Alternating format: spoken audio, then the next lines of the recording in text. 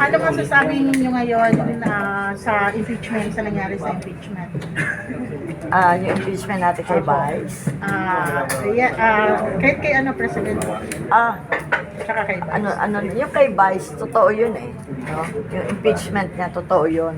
At totoo din yung lumabas sa resulta na talaga namang masasabi natin na si Vice talaga po ay hindi ho dapat yan mai-impeach talaga dahil napakaliit na halaga ang pinag-uusapan at totoo namang nanggaling yan sa mismong kaban ng presidente, no? At ibinigay sa kanya yun. Kaya inilagak niya yung pera niya sa tamang pagkakaladya. Kaya yung impeachment na naibigay sa kanya ay suwak na suwak talaga sa ating mga Pilipino. Alam natin ang yun ay tama ang binigay na hustisya na kataas-taas ng hukuman. Yun naman pong kay BBM ay moro-moro lang naman po yun. Kay Vice, totoo yun eh. No? Yung impeachment niya, totoo yun. At totoo din yung lumabas sa resulta na talaga namang masasabi natin na si Vice talaga po ay hindi ho dapat yan mai-impeach talaga dahil napakaliit na halaga ang pinag-uusapan at totoo namang nanggaling yan sa mismong kaban ng presidente, no? At ibinigay sa kanya yun. Kaya inilagak niya yung pera niya sa tamang pagkakaladya. Kaya yung impeachment na naibigay sa kanya ay suwak na suwak talaga sa ating mga Pilipino. Alam natin ang yun ay tama ang binigay na hustisya na kataas-taas ng hukuman. Yun naman pong kay BBM ay moro-moro lang naman po yun. Alam naman natin yun kung anong yun ginagawa nila. At naano nga ako sa kanila, no? Magaling ang sistema ng kanilang mga parang scripted, no?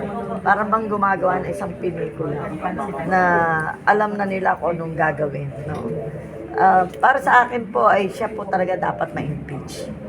Dahil dapat harapin niya ang lahat ng alegasyon na pinupukol sa kanya at sagutin ang kanyang mga kasama, nila speaker at kung sino pang mga namamagitan doon sa sistema at sa DPWH at sa ating mga kontraktor.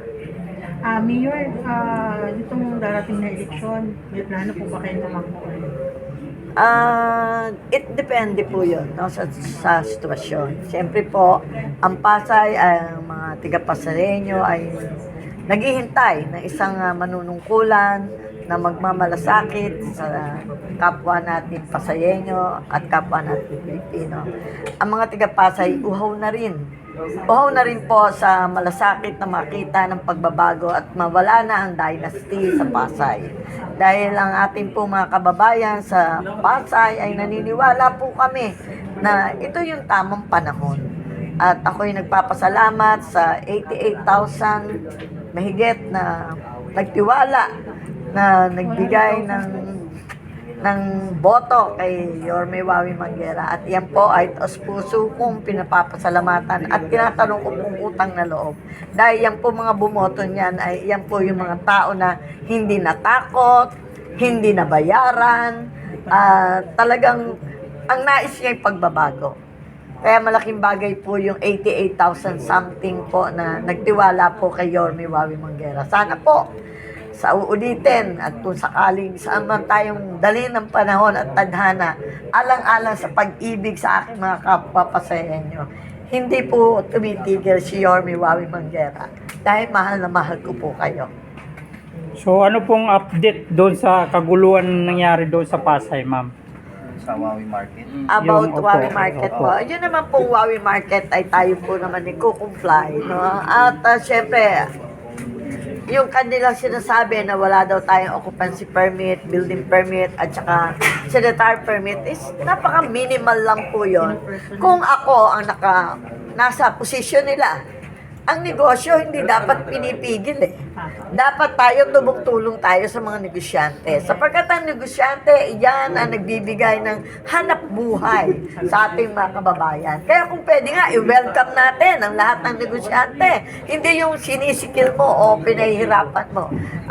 Siyempre po, ang apektado dyan ay may higit 200 na tindera at mga manggagawang Pilipino na umaasa po kami na bago matapos itong buwan na to o itong darating pambuwan ay mabigyan na tayo dahil nagko-comply po kami. Although kami po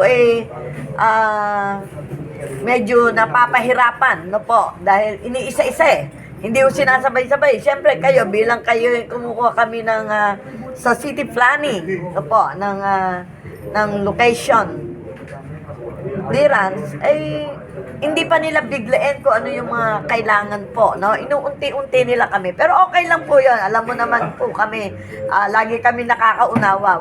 Wala pwedeng manawa sa kanila kung hindi kami. Dahil sila hindi kami nauunawaan. Dahil sa darating na Abril 4, sa taong ito, 23 years na po ang Wawi Market. At diyan po ay nabuksan at nabigyan ng prangkisa sa panahon ni Mayor Piwi Trinidad at ay pagpatuloy po yan. Nagkataon lang na lumaban tayong alkalde ng lungsod ng Pasay. Kaya ako, tingin ko yan is a political harassment o political motivated yan. So, Mayor, ang lahat ng mga botante umaasa kung ano yung magiging plano niyo ahead. Marami pong nagsasabi na huwag kang titigil, huwag kang susuko dahil naniniwala kami sa pagbabago. Dahil naniniwala sila na ito na yung tamang panahon na may aling maliit na lumaban sa higante. Kumbaga sabi nila, pader ang iyong binangga, pero masyado daw silang napahanga at bumilib kay Yorme Wawi Manguera dahil naninindigan ako para sa mga kababayan ko. May kasabihan kasi tayo na walang nakakapuwing na malaki, Kung hindi ang maliit. maliit. Totoo po yun, sir. Tama po kayo doon. Salamat po sa time niyo. Yorme. Salamat po, salamat. Umaasa kami na masuportahan ka namin. Maayos din lahat. Opo. At sana po nga mabuksan na yung Wawi Market dahil more than 1 month na po itong sarado. So nakakawa yung ating mga vendors, no? At sa totoo po, marami nagrereklamo ngayon, ang hinaing nila, nagmahal ang gulay. Kasi po sa Wawi Market, yan po ay baksakan yan, sir. Yan po ay mga farmers po natin yung tindera natin. Sila din po ang nagtatanim. Yan po ay tinulungan natin upang upang bumaba po ang bilihin. Hindi yung basta tayo negosyo. Ang pinaka-importante rito, makatulong ka. Makapagbigay ka ng mababang halaga para po yung, ang namimili sa amin, hindi lang naman po mga household. No? Marami po dyan namimili dyan sa Malibay, sa Marikaban, opo, pati po yung public market, tsaka Muntinlupa, Makati, dahil nga po mura ang gulay namin at sariwa. Kaya po sana maawa ang Panginoon Diyos natin, may awa ay mabuksan na po yung alang-alang po sa ating mga vendors. Thank you. Salamat po, salamat. Thank you sa 1 million po. Thank you. Salamat po.